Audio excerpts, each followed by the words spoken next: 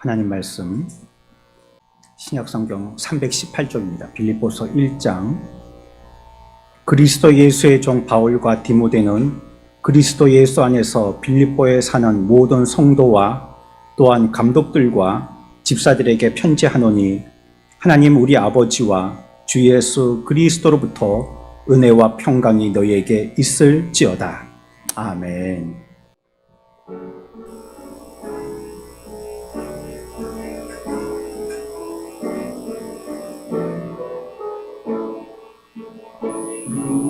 어린 양의 피로 나의 삶의 문이 열렸네. 어둠의 권세는 이미 없네. 스보혈의 능력으로 원수가 날 정죄할 때에도 난 의롭게 설 수 있네. 난 더 이상 정죄함 없네. 난 스보혈 아래 있네. 난 스보혈 아래 있네. 그 피로 내 죄 사했네.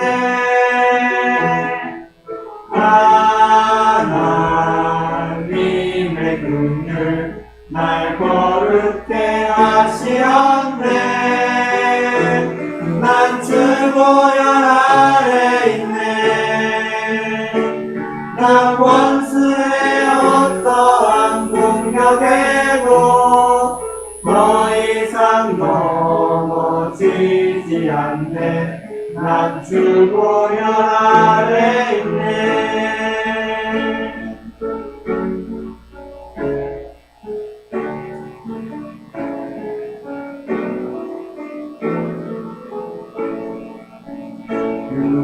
어린 양의 피로 나의 삶의 문이 열렸네.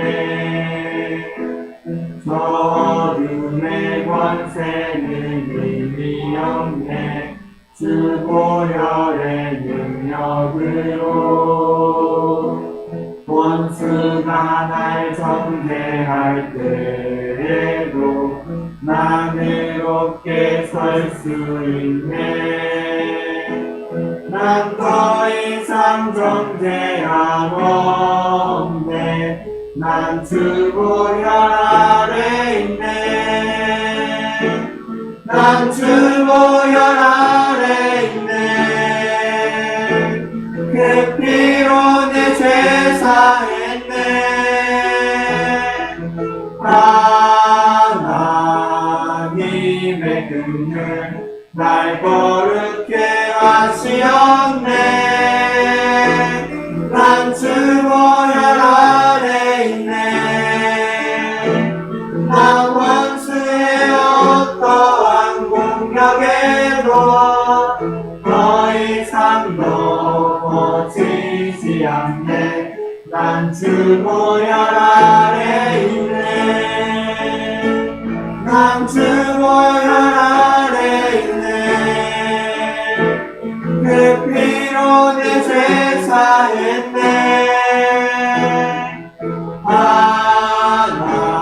하나님의 긍휼 날 거룩게 하시었네. 난 스보혈 아래 있네. 난 원수의 어떠한 공격에도 더 이상 넘어지지 않네. 난 스보혈 아래 있네. 난 스보혈 아래 있네. 그 피로 내 죄 사했네.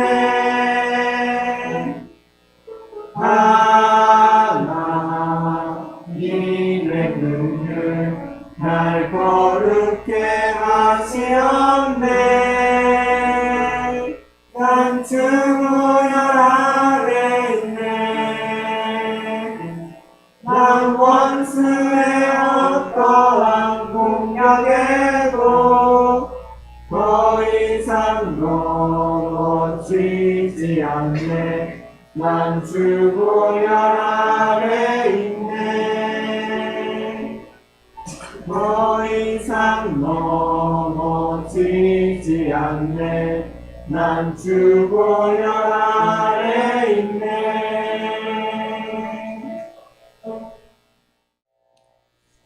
목사에게는 예배 때 은혜를 끼쳐야 된다는 이런 예배에 대한 부담감이 있거든요. 근데 아예 오늘은 포기했습니다. 그냥 이 은혜라는 걸 우리가 생각할 때에 정서적인 걸 먼저 떠올리는데, 오늘은 아무리 본문을 제가 준비해서 정서적인 면으로 여러분들에게 감흥을 주려고 해도 어디 바늘 꼽을 만한 데도 없습니다. 그래서 여러분들 아예 제가 시작할 때 말씀드리니까 포기하시고, 목사님은 오늘은 감흥적인 걸 주시려고 하시는 날이 아닌가 보다 이렇게 생각하시고, 지난주와 같이 이제 교회에 대한, 또 오늘 제목도 보십시오. 이게 뭔 말인지, 이게 표지판이란 말인지 무슨 말인지 좀 제목에서부터 좀 어려운데, 우리가 교회를 잘 아는 게 중요하고요. 잘못 알면 여러분들의 신앙의 그 질도요, 아는 대로 가거든요. 아는 대로. 여러분들이 모르면 못 갑니다. 그래서 잘못 알면 아무리 감흥을 받아도 잘못될 수밖에 없고요. 제대로만 알면 잘못된 감흥에 젖었더라도 다시 돌아올 수가 있습니다. 그래서 오늘 또 역시 좀 우리가 좀 알아야 되는 좀 지적인 부분으로 우리가 한번 접근을 해봐야 되겠다고 생각하고 여러분들에게 먼저 말씀드립니다. 교회는요, 왜 세상에 존재하는 겁니까? 이렇게 아주 원론적인 질문을 먼저 드리고 싶은데, 교회가 이 땅에 있는 이유가 뭐냐고 여쭙는 것입니다. 그리고 교회가 뭘 할 때 참 교회 같습니까? 어떤 걸 해야지 사람들이 볼 때도 참 교회 같은 교회네 라고 여기겠냐는 것입니다. 프로테스탄트, 이 개혁주의 교회의 일반적인 가르침에는요, 교회라면 이런 게 나타나야 된다라고 우리들에게 가르치는 것이 있습니다. 그러니까 무엇과 구별해서요, 그것이구나 하고 인식하게 만드는 특징, 이런 것들입니다. 그것만 보면 그거구나, 다른 것과 헷갈리지 않고요, 딱 구별되어진 것, 그래가지고 그렇게 알게 되는 것, 안 것 같고 특징으로 삼는 것, 그걸 표지라고 하는 것입니다. 표지. 그것만 딱 보면 알게 되고 구별되어지는 것. 그래, 이 개혁주의 교회에서는 참된 교회라면 이런 표지가 나타나야 된다라고 가르쳐 주는 것이 세 가지가 있습니다. 여러분들 아시고 계시죠? 첫 번째가 뭡니까? 참된 말씀의 선포입니다. 교회라면 말씀이 선포돼야지 돼요. 레크레이션 많이 하고 여러 가지 다양한 부서와 프로그램들이 있다 할지라도 그곳에 갔더니 말씀이 없다 그러면 교회 아니라는 뜻이고요. 두 번째는요, 참된 교회 표지가 뭐가 있어야 되죠? 어떤 게 있어야 됩니까? 성례가 집행돼야 됩니다.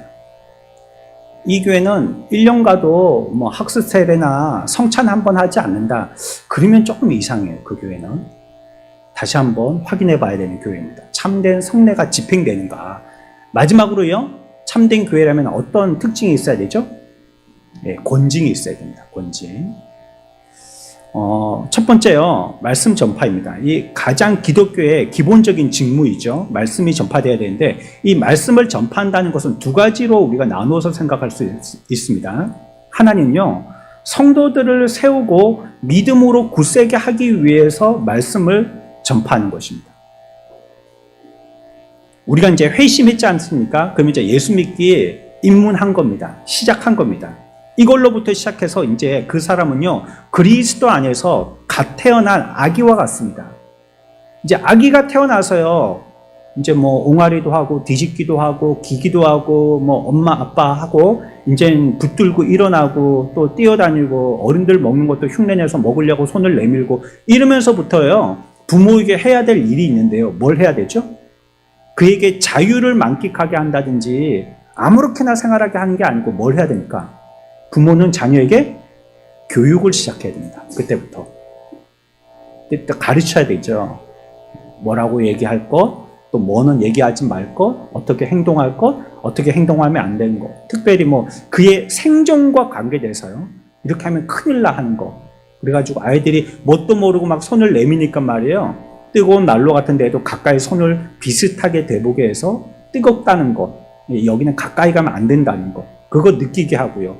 또 높은 데서도 이래가지고 떨어질 딱 말 듯 이렇게 막 겁을 줘가지고 이제 이렇게 위험한데 가까이 가면 안 된다는 거, 이런 거 하나씩 하나씩 차근차근 가르치듯이 회심한 사람들도요, 이제 예수 믿고 신앙에 입문한 사람들도 갓 태어난 영적인 아이라고 생각해야 되기 때문에 그 사람들에게도 가르침이 필요한 것입니다. 그래서 뭐가 전파돼야 돼요? 예, 말씀이 전파돼야 돼요.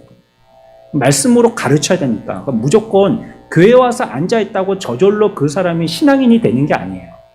가르쳐야 됩니다. 그래서 기독교에서는 교육이 반드시 병행돼야 됩니다. 어떤 교육이든지. 물론 이 시간에 예배하는 말씀을 통한 교육도 있어야 되고요. 따로 시간만 된다면 여러분들이 성경 공부 반에도 가입해서 그 공부도 해야 되고, 나름대로 개인적인 공부도 해야 되고, 이 교육이 병행되어야 하는 것입니다. 특별히 신약 성경의 여러 서신들은요, 그와 같은 목표로 쓰여졌습니다. 뭐 하기 위해서? 말씀으로 가르치기 위해서. 모든 서신들은 그냥 잘 있냐, 나도 잘 있다, 이 정도로 끝나지 않고요. 가르치려고. 너희들 그 어린아이의 신앙에 머물러 있어서는 안 된다. 성장해야 된다. 자꾸 성숙해야 된다. 자꾸 가르치려고 하는 것입니다. 이것이 말씀 전파, 참된 교회의 표지인 첫 번째 말씀 전파에 대한 첫 번째 특징입니다. 두 번째는 왜 말씀을 전파하냐면 복음을 전하는 것이죠. 요한복음 17장에도 보면 주님이 말씀하시기를요, 자신을 이 세상에 보내신 것처럼 자신도 하나님께서 나 예수 그리스도를 이 땅에 보내신 것처럼 나도 제자들로 그 나라에 대한 메시지를 세상에 파송한다, 이렇게 얘기하고 있습니다. 이건 이제 신앙에 입문하도록 만드는 것, 복음을 알지 못하는 자들에게 말씀을 전파해야지 복음을 알지 않겠습니까? 그렇기 때문에 그들에게 우리는 복음을 가지고 다가가야 되고 그들에게 말씀을 전해야 되죠. 이게 참된 교회의 표지의 첫 번째 특징입니다. 말씀 전파. 믿는 자들을 가르치는 것이고 믿지 않는 자들에게 복음을 전파하는 것입니다. 두 번째가 뭐라고요? 표지는요, 성례 집행되는 겁니다. 이건 뭐 여러분들에게 길게 설명 안 드려도 될 것 같고요. 왜냐하면 성례식 할 때마다 설명을 드리는 것이기 때문에, 특별히 우리 교회는 1년에 4차례, 3차례 이렇게 성례식을 행하고 있기 때문에 그때 여러분들은 한 주 전에 반드시 광고를 냅니다. 여러분들에게 주보에. 그거는 뭐 다음 주에 성례위원들 준비하시라, 뭐 빵 사고 포도주 준비하시라, 이런 광고가 아니고요. 우리가 성례에 같이 참여할 만한 온전한 마음으로 한 주 동안 준비하고 오시라는 뜻입니다. 마음도 준비하고 몸으로도 준비하고, 그리고 참된 성례에 참여하시라는 뜻이고요. 자, 세 번째 참된 교회의 표지가 무엇이라고요? 뭐가 실행돼야 돼요? 권징이 실시돼야 됩니다. 현대 교회가 너무 소홀히 여기고요. 또한 우리들도 조심스러운 부분입니다. 2주 전에요, 한 목사님을 통해서 제가 놀라운 소식을 들었는데요. 저는 지금까지 목회하면서요, 제가 95년에 목회를 시작해서요, 지금까지 권징을 시행했던 교회를 한 교회도 들어본 적이 없습니다. 교회라면 교회의 특징, 두드러나는 인식할 만한 부분을 권징이라고 분명히 얘기하고 있는데도 불구하고 지금까지 권징을 했다는 교회는 한 번도 못 들어봤거든요. 그냥 뭐 교회 분쟁이 있어서 나눠졌다, 아니면 뭐 싸워서 어떻게 됐다, 뭐 이런 얘기는 들어봐도요, 권징을 행했다 이런 말은 못 들어봤단 말이에요. 근데 이 목사님께 얘기 듣기로는 권징이 실시된다는 거. 권징, 그 교회에서는 아주 특별하게 실시된다는 거. 많은 사람들에게 알리고 교회에다가 광고를 하고 해서, 이게 어떤 정치적인 그런 권징이 아니고요, 진짜 말씀에, 참된 말씀에 신실한 권징을 실시한다는 것입니다. 그래서 그 사람을 통해서 그 교회 사람들은 권징을 받았다고 뭐 도망간다든지 뭐 다른 교회로 간다든지 그러지 않고요, 잘 성숙되어지고 숙련되어져서요. 한 6개월, 7개월, 8개월 지나서 다시 한번 어렸을 때부터 최초의 신앙의 첫걸음서부터 가르치기 시작한다는 거예요. 새가족 공부에서부터. 제대로 몰라서 이렇게 했으니까 교회 책임이 있다. 숙려의 기간을 갖다가 거친 다음에 이제부터는 새로 맨 처음부터 가르친다. 새가족 공부에서부터. 영적 기도에서부터. 그래도 교육을 안 받겠다면 다른 교회 가라. 우리 교회는 그렇게 실시한다. 하고 한데 그 교회가 엄청 큰 교회입니다. 서울에. 엄청나게 큰 교회입니다. 그렇게 한다는 얘기를 들어서 어째 그렇게 큰 교회에서 그렇게 하는데 내가 못 들었을까 싶을 정도로요. 놀라운 소식이었습니다. 왜냐하면 잘하지 않기 때문입니다. 본징은 한국 교회가. 교회의 분명한 특징이고 표지라고 얘기하지만 한국 교회가 이걸 갖다가 왜? 너무 조심스럽기 때문에 잘 못하는 거죠. 왜 교회는 교회 밖에서 영향력과 권위를 잃어가고 있고 또 많은 성도들이 믿음으로 행동하지 않고 자기가 믿고 싶은 대로 믿는 무질서한 교회가 되고 있는지에 대해서 설명해야 된다면 당연히 이 한 가지 권징이 실시되고 있지 않기 때문입니다. 여러분들 한번 여쭤보죠. 여러분들 권징에 대한 설교를 마지막으로 들은 지가 언제입니까? 저는 권징 설교 우리 교회 설립하고 처음 하는 것 같습니다. 여러분들이 마지막으로 권징 설교를 들은 지가 언제예요? 권징에 대해서 설명 들은 지가 언제예요? 인생의 처음인 분도 계실 겁니다. 이 권징이 뭔가 권징이. 우리 성경을 통해서 권징이 뭐라는 것을 한번 이해해 보겠습니다. 마태복음 18장입니다. 권징을 어떻게 행해야 되는지 절차에 대해서 성경은 우리들에게 상세하게 설명하고 있습니다. 마태복음 18장 15절에서 17절까지입니다. 같이 읽습니다. 시작.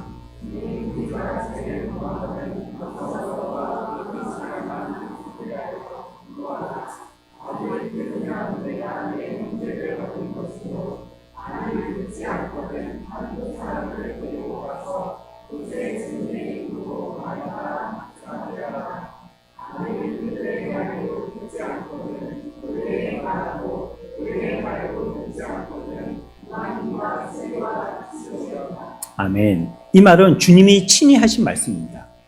예수님께서 직접 하신 말씀이에요. 어디서 본따온 말씀이 아니고요. 뭐라고 얘기하시냐면요. 내 형제가 뭐 하거든요?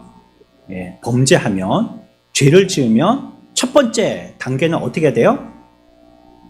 너하고 그 사람하고 독대해라. 조용히 불러서 설명하라는 거예요. 경고하는 거죠. 당신 이런 죄를 졌는데 이런 소문이 들리고 확인해 보니까 그게 사실인데 그러면 됩니까? 경고하라는 거예요. 근데 이 사람이 반성을 안 해요. 그 얘기를 듣고도 나중에 알고 보니까 똑같은 행동을 계속적으로 몰래 반복하고 있는 거예요. 그러면 어떻게 해요? 16절에 보면 어떻게 하라고요? 한두 사람 데리고 가라는 거예요. 한두 사람. 혼자만 가지 말고 그때는. 한두 사람 데리고 가서 어떻게 해요? 두세 증인의 입으로. 한두 사람을 데리고 갔는데 말로는 몇 명의 증인의 말이요? 그건 자기는 빠지면 안 된다는 거예요. 데리고 간 사람도. 자기는 쏙 빠지고 데리고 간 사람들 보고 말하라고 앞세우기만 해서는 안 된다는 거예요. 처음에 말하게 했던 그 사람도 말해야 되는 겁니다. 증인을 세워서 그 잘못을 고백하게 해야 되는 겁니다. 잘못했습니다. 내가 다시는 안 그러겠습니다. 교회에 어떤 나에게 내리는 권징도 내가 다 받겠습니다. 이렇게 하게 하라는 거예요. 말로. 그랬는데도 불구하고 그 사람이 그 권징을 수용하지 않았어요. 그랬을 때는 어떻게 하라고요? 17절 끝에는 뭐라고 얘기해요? 그들의 말을 듣지 않거든? 교회 말하는 거. 이제는 광고하라는 겁니다. 광고. 이 사람이 이런 죄지었습니다. 교회 앞에서 성도가 하지 말아야 될 이런 죄를 지었습니다. 이거 우리가 어떻게 해야 되겠습니까? 이제 우리 교회는 이 사람의 영혼을 보호하기 위해서 이런 조치를 내리겠습니다. 광고하라는 거예요. 그런데도 그 사람이 오히려 여기에 대해서 수용하고 회개하고 돌아오려고 마음을 먹고 작정하고 겸손하고 그래야 되는데 이걸 돌아와야 되어질 기회로 삼지 않는 거예요. 그러면 마지막에는 어떻게 하라고요? 마지막 절에 이방인과 세류같이 여기라는 거예요. 그게 없듯이 생각하라는 거예요. 저 사람은 못 가르칠 사람이다 라고 여기라는 것입니다. 이 뭘 얘기하는 겁니까? 마태복음 18장 15, 17절에서 얘기하고 있는 것이요. 권징 얘기하는 겁니다. 권징. 이렇게 해라. 권징하라라고 얘기하고 있는 겁니다. 어떤 때요? 예, 죄를 범했을 때, 죄 지었을 때. 그러니까 여러분들이 죄를 지적당했을 때 기분 나빠하면 안 됩니다. 왜 그런지 뒤에 가서 우리가 설명을 하죠. 로마서 16장 17절입니다. 여기도 읽습니다. 시작.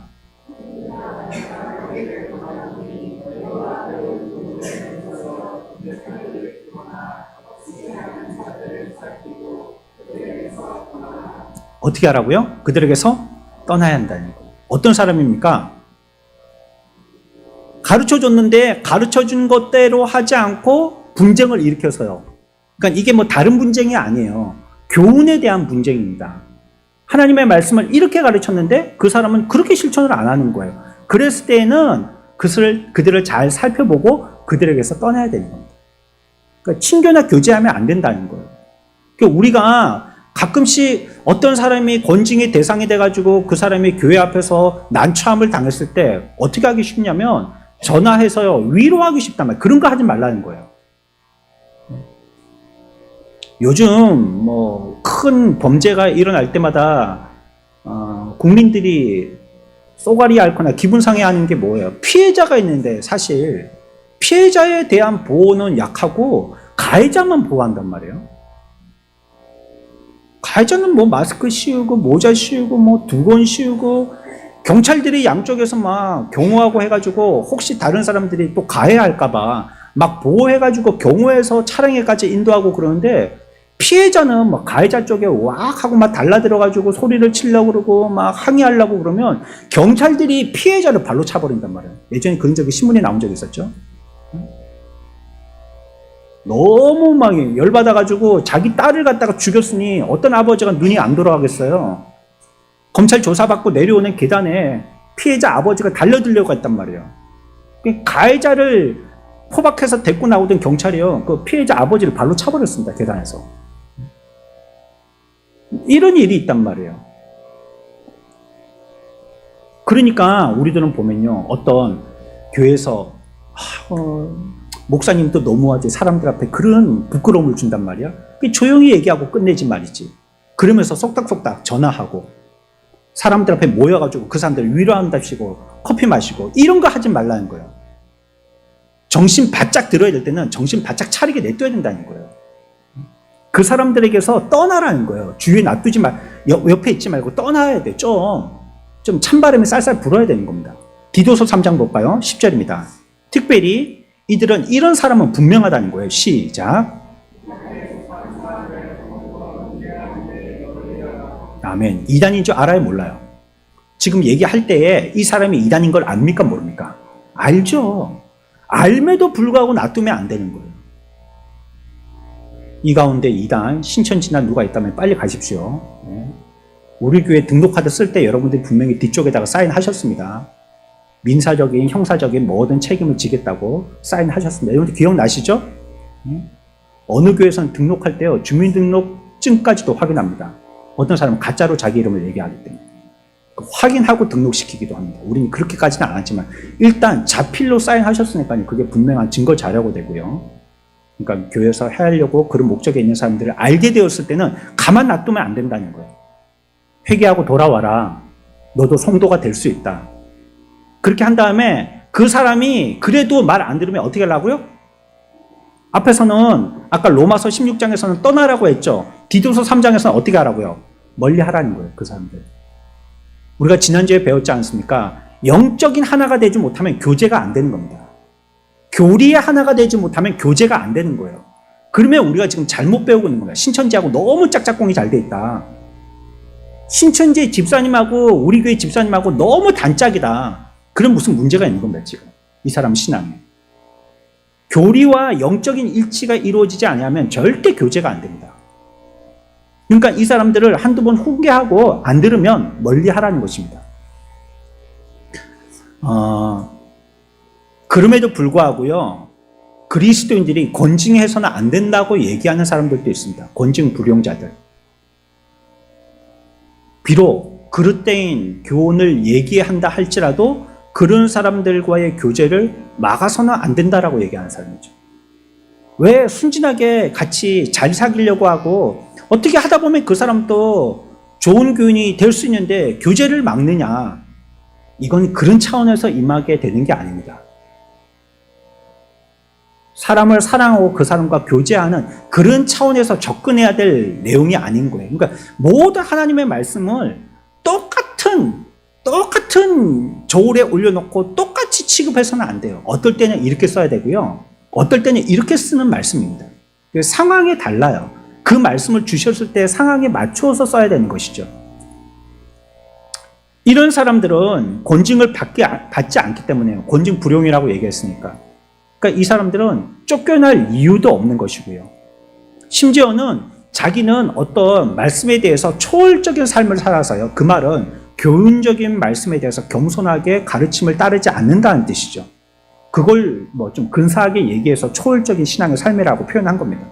이렇게 삶을 사는 거를 훌륭한 그리스도인이라고까지 여기는 사람입니다. 근데 교회에 지도받지 않고 자기 마음대로 행동하는 사람을 저 사람은 초월적인 사람이야. 신앙의 차원이 조금 올라간 사람이야. 그런 사람들은 대부분 뭐라 하면 예배 이렇게 해도 돼. 자해석하고요. 신앙생활 저렇게 해도 돼. 자해석하고요. 우리의 모임 이렇게 해도 돼. 교훈이나 가르침을 따르지 않고 자기가 생각한 대로 하려고 하는 겁니다. 이런 사람들이 나중에 권징이 임할 때 권징이 필요 없다라고 얘기합니다. 권징은요, 어떨 때 하는 거냐면요, 성경을 통해서 하게 하는 겁니다. 그러니까 내가 하고 싶다고 목사가 딱 보기에 나하고 성향이 좀 다른데 나는 내성적인데 저 사람 너무 외향적이야. 안 맞아. 권징! 이렇게 하는 게 아니라는 겁니다. 권징은 무엇이 기초가 돼야 된다고요? 성경입니다. 성경. 하나님 말씀. 앞에서 우리가 권징에 대한 말씀을 생각할 때 마태복음 18장에서 이렇게 하라. 이런 단계를 거쳐서 해라. 이렇게 말씀하신 것과 같이 권징이라는 것은 이제 철저하게 성경이 따라야 되는 것입니다. 요한은요, 바른 가르침을 가지지 않고 찾아오는 자는요, 전혀 받지 말고 심지어 집에 들이지도 말라고 했습니다. 이 말을 우리들은 그러면 안 믿는 사람들, 비그리스도인들하고 접촉을 하지 말라는 금지의 교훈이냐, 이렇게 오해하면 안 됩니다. 그러니까 상황에 맞게 그 성경이 그렇게 기록되었을 때 그 상황이 무엇인지 그걸 이해해야 된다고 그랬죠. 이 말씀은요, 자신이 그리스도인 교사라고 주장하면서 잘못 가르칠 경우의 사람을 얘기하는 것입니다. 내가 잘 안다. 나도 성경에 대해서 배운 사람이다. 그래가지고 두세 사람 모이게 하는 겁니다. 우리 성경 공부하자. 어디 커피숍에 가지고 성경 공부하자. 이렇게 와라. 이게 유명한 어디 저기에서 선교하셨던 몇 년 동안 선교하셨던 선교사님인데 요번 해에 안식년으로 우리나라에 들어오셨다. 이분 만나기 너무 힘들다. 너무 유명한 교회, 너무 큰 목회하고 계신 선교사님이다. 들어오셨을 때 이분하고 내가 어떻게 알게 됐는데 성경 공부하자. 그러고 가서 성경 공부를 하는데 그렇게 하면 안 됩니다. 혹시 제가 지금까지 얘기한 것처럼 누군가 속닥속닥 거려가지고 밖에서 성경 공부하자 그러면 즉시 목양실로 신고해야 됩니다. 바로 신고하셔야 됩니다. 이게 장난이 아니고요. 정말로 바로 얘기해야 됩니다. 그 사람은 분명히 그럴 겁니다. 다른 사람들한테는 알리지 말라고. 우리끼리 성경 공부하면 되니까 알리지 말라고 얘기할 겁니다. 그러나 살려면 신고해야 됩니다. 그런 사람이 나하고 성경 공부하자고 했다고. 그래서 내가 지금 몇 주째 커피숍에서 어떤 선교사님하고 지금 성경 공부하고 있다고. 그런데 그 공부를 해보니까 이게 전혀 다른 걸 가르치는 거예요. 그럴 때 그런 사람하고 상종하지 말라는, 접촉하지 말라는 거예요. 집에 들이지도 말라는 거예요. 그런 사람들. 그러니까 안 믿는 사람이라고 비그리스도인들 아무도 안 만나면 어떻게 우리 머리 깎고 좀 다 산에 가야죠 뭐. 그렇게 않고는 우리가 어떻게 신앙생활을 하겠어요. 안 믿는 사람들하고 접촉 안 할 수가 없는데. 하다못해 뭐 시장 가갖고 반찬을 사더라도 안 믿는 사람이면 어떻게 접촉을 할 수밖에 없잖아요. 고린도전서 5장 말씀입니다. 같이 읽습니다. 시작.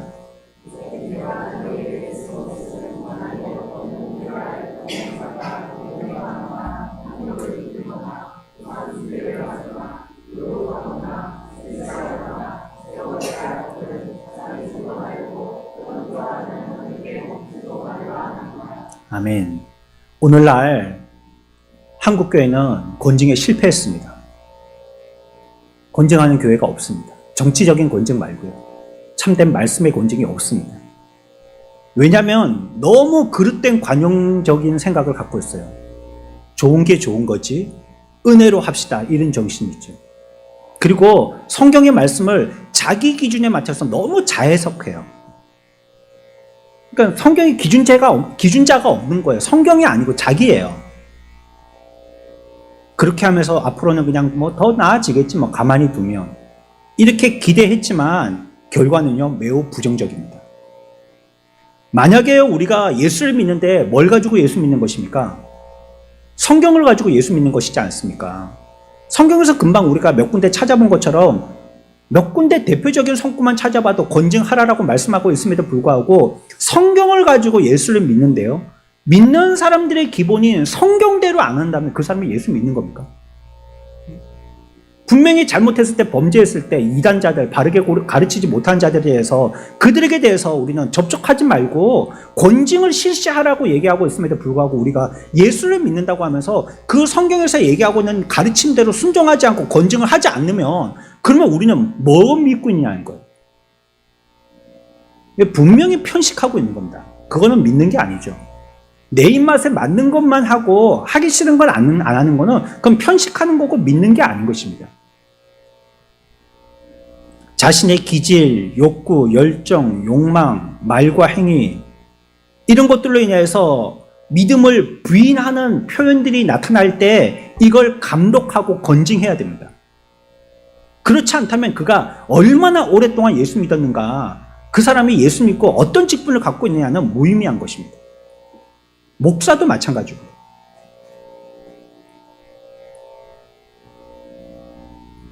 성경에 불순종하고 형제가 자신의 그릇된 행동을 고치지 않고요, 바로잡는 일에 주의를 기울이지 않는다면 실제로 그를 교회에서 내쫓아야 한다고 얘기합니다.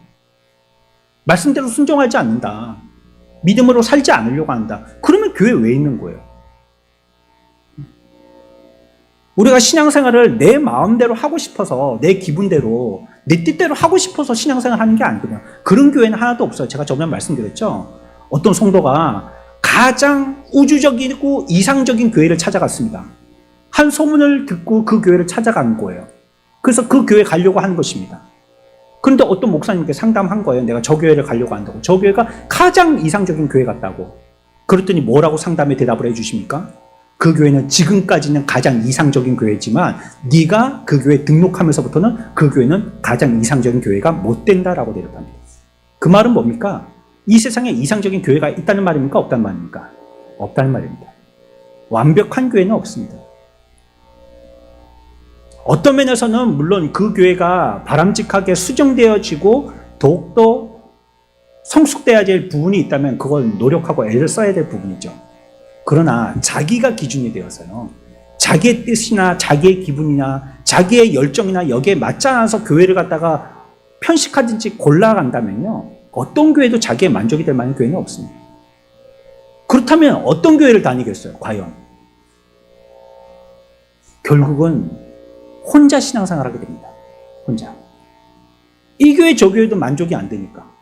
그러니까 말씀 들어보니까 좀 기가 쏠깃쏠깃한 그런 말을 해주는 설교자의 설교가 있는 교회 갔다가 또 거기에 만족이 안 돼요. 그러면 자기가 안 고쳐지고 또 다른 교회 오고요, 그 교회 가서 또 한 몇 년 있다가 보니까 또 만족이 안 돼요. 그래가지고요 평생 유랑생활 교인이 되는 겁니다.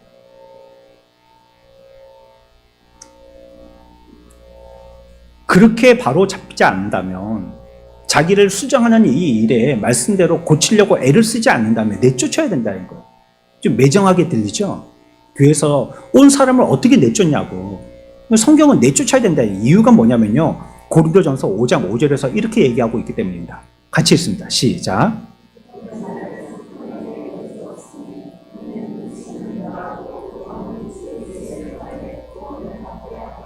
아멘. 비록 그 사람이 육신적으로는 사람들에게 부끄러움을 당하고 창피를 당하고 좀 서럽게 여겨지고, 어떻게 매정하게 그래요? 그렇게 좀 매정하게 보여진다 할지라도 그렇게 함으로써 뭘 구원하려고 하는 거예요? 영을 구원해야 되기 때문에 그렇습니다. 그 사람의. 권징은요, 그 사람을 갖다가 완전히 그리스도인으로서 잘라버리는 게 아닙니다. 권징이라는 방법을 통해서 그리스도의 교회의 구성원으로서 다시 한번 기회를 주는 거고요. 그렇게 함으로써 또 나머지 교회 구성원들을 보호하는 겁니다. 그게 권징이에요. 잘못을 하고 있지만 가만히 있어요. 아무도 말하지 않아요. 그 부분에 대해서 아무도 얘기하지 않아요. 분명히 잘못됐는데도요. 그렇다면 그 사람도 죽고요. 그 교회도 죽습니다. 자폭합니다. 살려면요. 살기 위해서는요. 그 사람에게 정신 차리게 해야 된다는 거예요. 이 말은요. 그 사람을 지체로 여겨서도 안 된다는 뜻이고요. 그 사람을 위해서 기도해줘도 안 된다는 뜻입니다. 기도도 해주면 안 됩니다. 완전히 단절시켜야 됩니다. 왜냐하면 그렇게 하게 되어지면 이제 그 사람은 아주 깊은 소랑에 빠지겠죠. 고뇌하게 됩니다. 고민하게 되겠죠. 그리고 아마 사탄 마귀에게 맛 좀 보게 될 겁니다. 말씀으로 인해 가지고 그 말씀으로 살기 위해서 노력하고 애쓰는 부단한 우리의 몸부림이 우리의 몸을 불편하게 하고 마음도 불편하게 할 때가 있습니다. 그러나 그 사람은 아직도 생명력이 있는 겁니다. 잘못됐다는 것을 알고 잘 되기 위해서 애를 쓰고 있는 것입니다. 그 영혼은 아직 거룩하고 경건하고 아름다운 신부의 모습으로 갖추어서 그걸 지키기 위해서 애쓰고 있는 것입니다. 그러나 이 사람이요, 완전히 세상으로 넘어가 버리게 되어져가지고요. 뭐 마음이 편한 거예요. 막. 죄를 지어도 편하고, 뭐 나쁜 짓 해도 편하고, 뭐 아무 말도 귀에 들어오지도 않는 거예요. 그냥 이 세상의 신앙생활은 유아독존이죠, 뭐. 누가 내가 그어놓은 이 바운더리 안으로 아무로도 들어오지 말라는 거예요. 이 울타리 안으로 아무로도 들어오지 말라는 거예요. 나의 아성이 있어서 나는 내가 세운 나의 교리로 가지고 신앙생활을 하겠다라고 얘기하는 것입니다.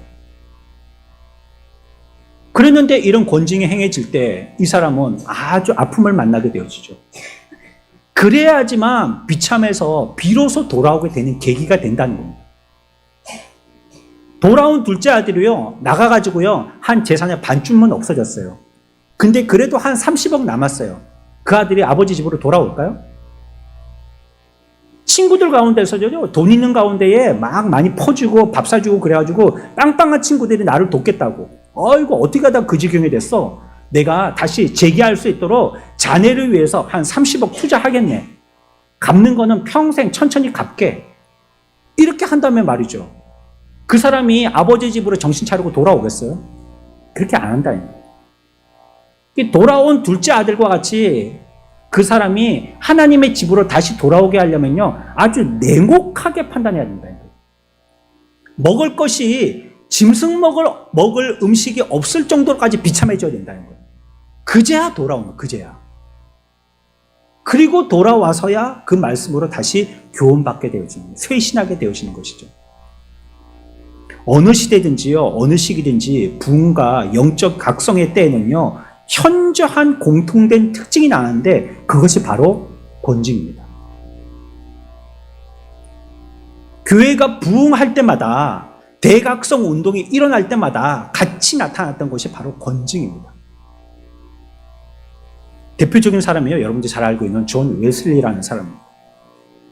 그의 일기에 보면 더블린에 가서 신앙생활을 목회를 하게 되어질 때 이런 일이 있었어요.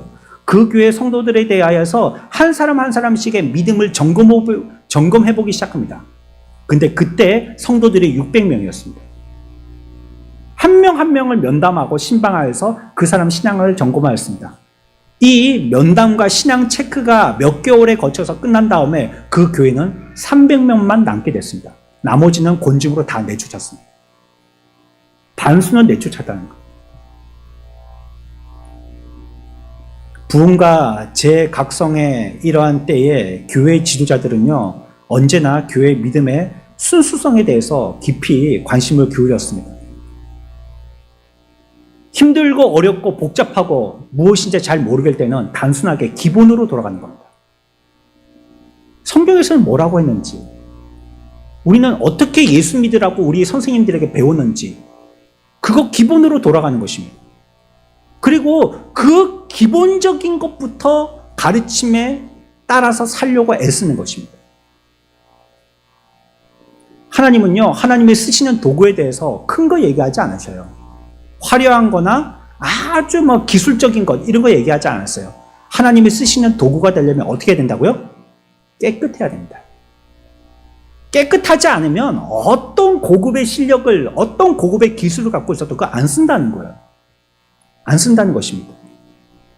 세상과 혼합되어지거나 교훈으로서 비진리와 혼합되어진 그러한 것에 대해서는요, 절대 성령의 통로가 될 수 없어요. 지금 뭘 얘기하고 있습니까? 교회의 표지 얘기하고 있습니다. 그런 교회 안 쓰신다는 거예요. 여기 뭐 수천수만이 모여 있어도 더러워진 교회는 안 쓰신다는 거예요. 어떤 교회를 써요? 깨끗한 교회. 거기에 뭐 1000분의 1, 두세 사람 앉아있더라도 깨끗하면 쓰는 겁니다. 여러분들 성경책에 여러분들 읽어보셨죠? 하나님의 역사를 일으킬 때 몇백 명이 모였을 때 일으키시던가요? 최소한 몇천 명쯤 모였을 때 하나님이 역사하시던가요? 아니요. 믿음의 사람 한 명만 있으면 됩니다. 그 한 사람이 없어서 하나님이 역사를 안 일으키세요. 깨끗한 사람 한 사람. 그 사람만 있으면 그 사람 보고 하나님은 일하세요. 우리는 두 번째 생각할 것이 있는데요. 교회의 다스림의 문제입니다. 사도들과 선지자들은요, 교회를 가르치고 다스릴 수 있었습니다. 그런데 교회가 이것저것을 막 첨가해가지고요, 성경에서 근거를 발견할 수 없는 것들, 이런 것들을 만들어서 이어내려가기 시작했어요. 그걸 뭐라고 하냐면 교회의 전승이다라고 얘기합니다. 전승. 전승은요, 문화, 풍속, 제도, 이런 것들을 이어서 밑으로 내리는 겁니다. 그걸 전승이라고 합니다.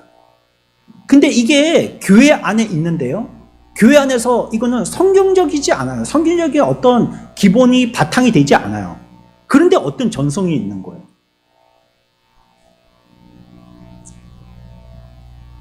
교회의 다스림을 받지 않는 사람들은 성령께 복종하기 때문에 이러한 다스림이 불필요하다라고 말합니다.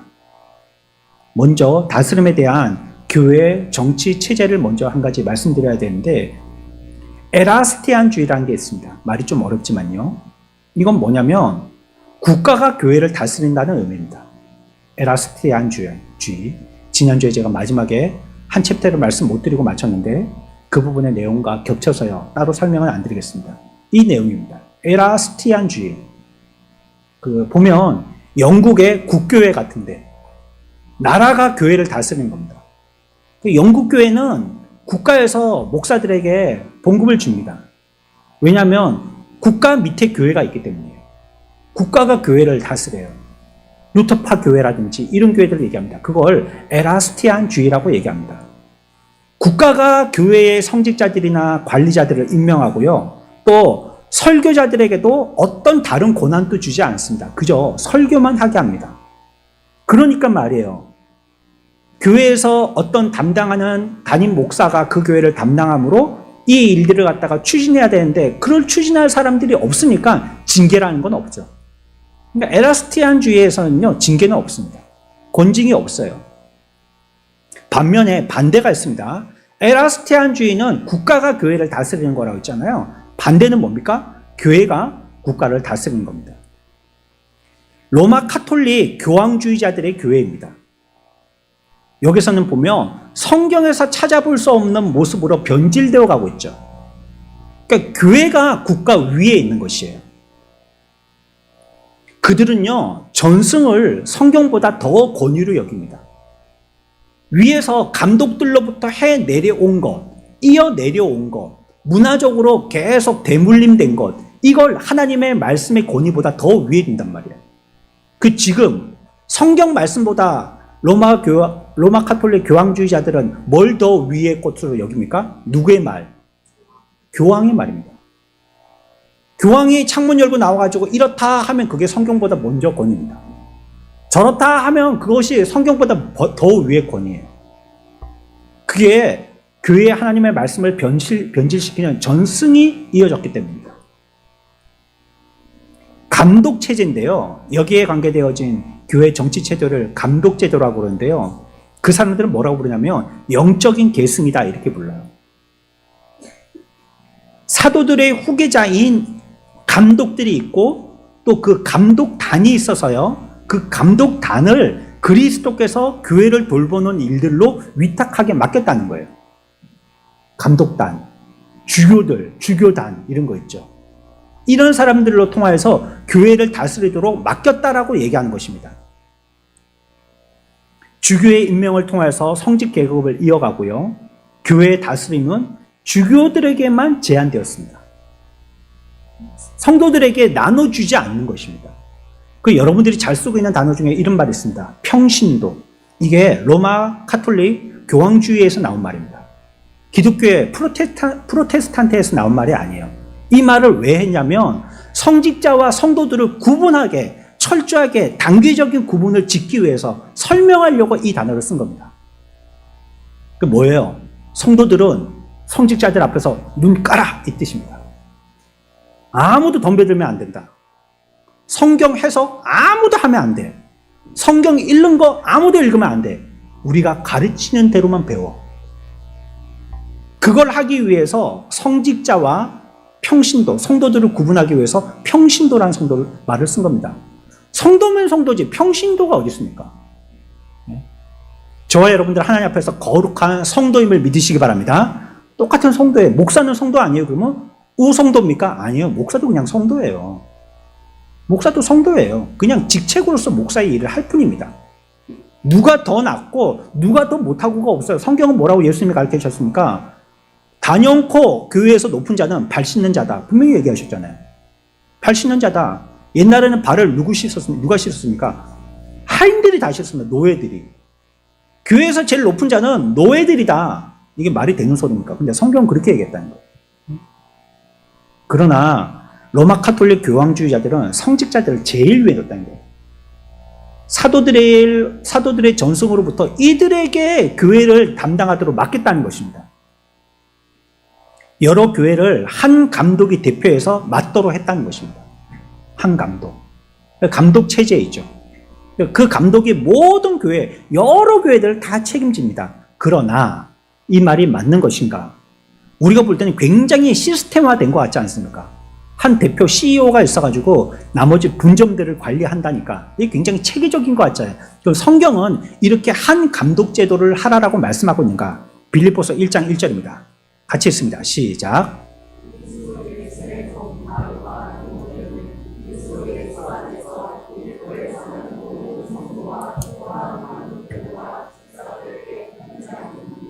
우리가 이거 그냥 1장 1절에 시작되는 머릿말로 그냥 읽고 지나가기가 쉬운데요.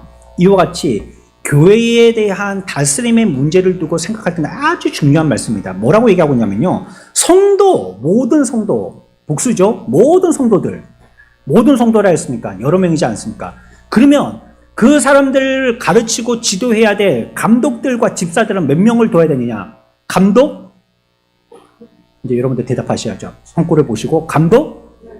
집사? 여러 명 세워야 된다. 여러 명. 감독을 한 명 세우고 체계를 맞추어서 시스템화해서 한 감독 체제를 이루는 것이 아니라는 겁니다. 그 교황주의는 잘못됐다고 얘기하는 겁니다. 그래서 기독교의 정치 체제가 감독제라는 사실을 지지하는 근거는 결코 성경에 존재하지 않습니다. 감독단의 의장의 말을 무오한 틀림없는 하나님으로부터 온 말씀이라고 생각하는 것입니다. 이것이 로마 카톨릭 교황주의자들의 주장입니다. 교황이 사도의 베드로의 직접적인 계승자이고 그리스도의 지상의 대리자라고 주장하는 겁니다. 그리고 우리가 생각해야 돼요. 금방 제가 설명드린 제도는요, 감독 제도고요. 이제 우리가 생각할 제도는요, 장로 제도입니다. 장로교죠. 이 이론은 지역 교회가 형식 절차상, 이거 잘 기억하셔야 됩니다. 형식과 절차상 혼란을 피하기 위해서 하나의 조직을 이루는 것을 얘기합니다. 제가 금방 뭐라고 말했어요? 지역교회가 형식과 절차로 그렇게 하기 위해서 이런 장로교 체제를 선정한 것입니다. 지역교회들이 모여서 노회를 형성하고요. 그 노회들이 모여서 뭐가 됩니까? 예, 총회가 됩니다. 그래서 각 노회의 사람들을 가운데서는요, 총회를 구성할 대의원들, 우리는 뭐라고 부르냐면, 우리 노회에서는 총대다, 이렇게 얘기합니다. 총대. 이 사람들을 파송해서요, 총회에서 이루어진 결정을 모든 노회가 따르기로 동의하는 것입니다. 이건 뭘 위해서요? 형식과 절차상 그렇다는 겁니다. 형식과 절차상. 그러니까 여기도 분명히 회의를 주도해야 되기 때문에 회의할 때 노회에서는 노회장이 있고요. 또 총회 가면 여러 노회에서 모인 대표들과 함께 회의해야 되기 때문에 그 회의를 주도해야 될 총회장이 있습니다. 그러나 그 사람들이 감독이 아니란 말이에요. 형식과 절차로 회의를 누군가 해야 되잖아요. 그 회의를 하기 위한 형식과 절차를 위해서 세운 사람들입니다. 그래서 이 사람들은요, 자꾸 뽑죠. 1년 지나면 또 새로 뽑습니다. 왜냐하면 또 이제 새로 구성원을 만들어서 새로 회의해야 되니까. 한 번 노회장이 평생 노회장이나 한 번 총회장이 평생 총회장이지는 않습니다. 사실은 회의할 때 그렇게 부르는 게 맞습니다. 근데 이제 이게 벼슬이 되다 보니까요, 목사님이라고 부르는 것보다는 노회장님이라고 부르는 걸 더 좋아합니다. 목사님 뭐 다 같은 목사이고 뭐 노회에서. 근데 노회장이라고 하는 거 보니까 그 노회에서 더 높은 사람처럼 여기거든요. 그러나 정확하게는 노회할 때 회의하는 사람입니다. 그 회의 때만 부르는 이름이란 말이에요. 뭐 물론 임기 동안에 노회장이 대표적으로 뭔가를 해야 되기 때문에 계속 노회장으로 부름받기도 하지만 사실은 노회라는 회의를 인도하는 사람이라서 그렇게 부르는 것입니다. 또 회중교회라는 게 있습니다.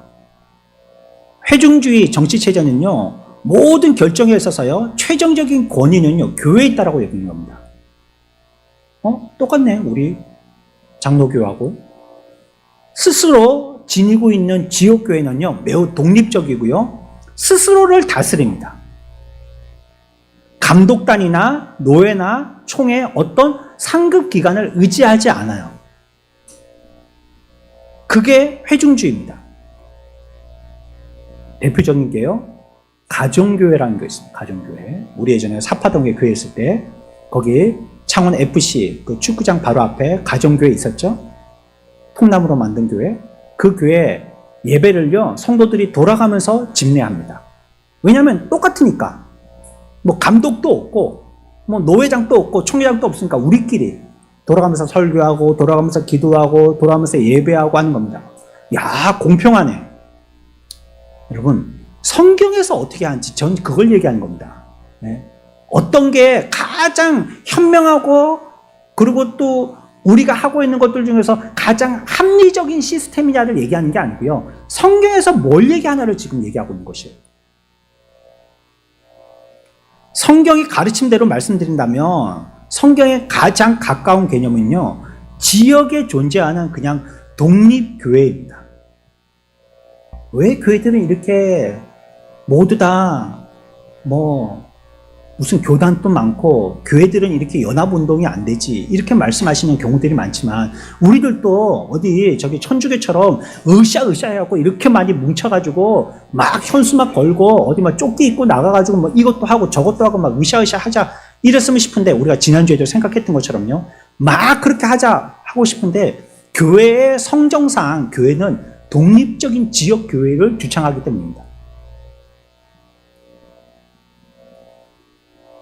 신약 시대에 이 성령의 가르침을 보면요, 어떤 회의도 구속력을 갖지 않습니다. 그 위에 있는 회의가 그 밑에 있는 하급 회의를 지도한다든지 명령을 내린다든지 그렇게 하지 않는다는 말이에요. 수세기 동안의 교회 역사를 볼 때 믿음의 내용에 동의하는 다른 교회들과 교제하면서 개의 교회들에게 어떤 것도 좌지우지 않고 양심을 속박하거나 구속하지 아니하는 이상적인 교회 개념으로 지역의 독립적인 교회로 얘기하고 있는 것입니다. 우리가 연합운동 하지 말라는 얘기가 아닙니다. 그러나 교회의 성경적인 근거는 그러한 특징을 갖고 있다는 겁니다. 좀 독립적이고 그리고 지역적인 그런 교회의 이름을 갖고 있다는 것이죠. 사도행전 15장에 보면 예루살렘 회의가 나오게 되어지는데 여기에 대해서도 아무도 짐을 지우지 않는 것이 가하다라고 말씀하고 있습니다. 우리가 금방 말씀드린 것처럼 장로교회에 노회가 있고 총회가 있다고 그러는데 그 위에 교회 그 상회가 하회를 감독 단속하기 위한 그런 제도가 아닙니다. 사실 회의 때 말고는 구속력이 거의 없습니다. 우리 교회 뭐 어디 노회에서 목사님들이 오셔가지고 뭐 이래 콩나라 판나라 그런 적이 있습니까? 우리는 지역교회라서 독립적인 그런 위치를 차지하고 있기 때문에 그래요. 근데 교회에 만약에 분쟁이든지 문제가 생겼을 때는 좀 다릅니다. 이 교회 자체에서는 자정이 안 될 때, 해결이 안 돼서 이 팀에서는 이 말이 옳다 하고 저 팀에서는 저 말이 옳다 하는데 이거 어떻게 해야 되겠는지 상황 파악이 잘 안 되고 게다가 담임 목사까지 부재다. 그러면 이제 어떻게 해야 되겠어요?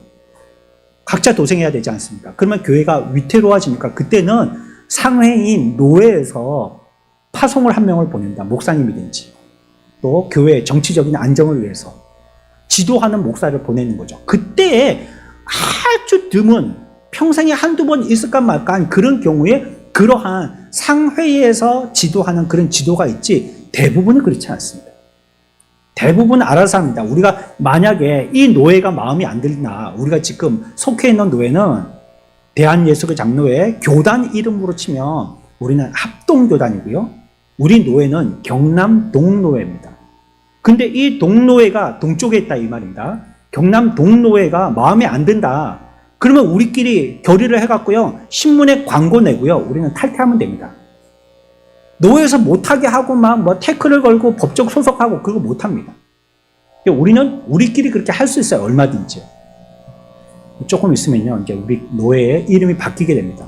옆에 있는 부산에 있는 노예하고 합하게 됐거든요. 이제 자꾸 교회들이 작아지다 보니까 노예를 충족하려면 29개 당회가 있어야 되는데 이게 안 되는 거예요. 노예들마다. 자꾸 줄어갖고. 그래서 이제 합하게 되었습니다. 그래서 아마 이제 이번 10월 달에 이제 노예가 있을 때는 노예 이름도 새로 바꾸고 색칠도 바꾸고 그러니까 합동해서 같이 할 것 같습니다. 여하튼지요. 각 지역 교회는 독립적이고 자율적이어야 하지만 언제나 같은 마음을 품고 같은 영을 소유한 사람들과 함께 모여서 그들 자신의 영적 성장을 위해서 최대한으로 자유롭고 자발적으로 성장하도록 도와야 하는 것이 교회의 역할입니다.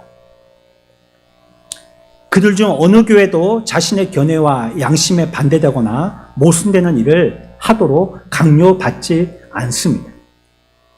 그리스도의 몸인 우리는 주님이 친히 주신 가르침에서 교회가 벗어나지 않도록 관심을 가지고 바라봐야 합니다.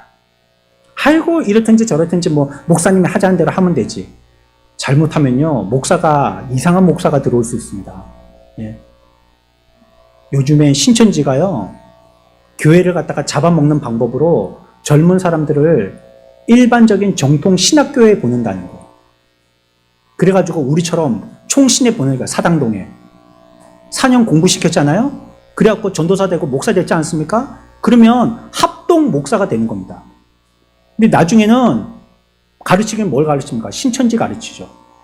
그러면 어떻게 알겠습니까? 그걸 신학교 등본 때 보니까는 합동 나왔고 총신 나왔고 그러니까 정통 신학이라고 생각하고 그 목사님을 모셨는데 나중에 가르칠 때 보니까 신천지를 가르치는 거예요. 그러니까 우리 알아야 됩니다. 알아야 돼.